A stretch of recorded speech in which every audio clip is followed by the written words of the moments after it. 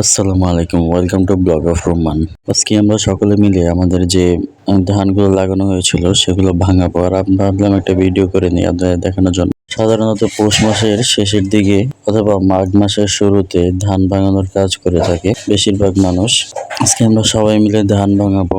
ধান ভাঙাতে ভালোই লাগছে। আমি অনেকদিন পরে বাড়িতে গেলাম, বাড়িতে যাওয়া হয় না কাজের কারণে, তাই ভাবলাম সবার সাথে একটু হাত লাগে, তাহলে আমাদের কাজটাও এগিয়ে যাবে। একটা কথা বলতেই হবে ভাই, গ্রামে থেকে যে শান্তিটা লাগে সেটা ঢাকায় থেকে কখনোই উপভোগ করা সম্ভব না। 2 বছর পরে বাড়িতে আসলাম, বাড়িতে আসার পরে মনে হলো এখানের আবহাওয়া, মানুষের কথাবার্তা, কাজ কাম দেখে মনটা একেবারে হালকা হয়ে গিয়েছে।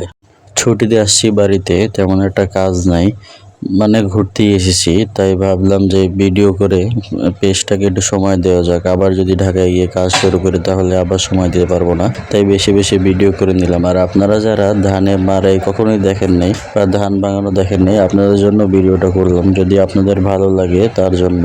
একটা সত্যি কথা কি, শহরের মানুষ কখনোই বুঝতে পারবে না যে গ্রামের মানুষরা কতটা শান্তিতে থাকে। তাদের হয়তো অত টাকা পয়সা নেই, কিন্তু তাদের শান্তিটা আছে।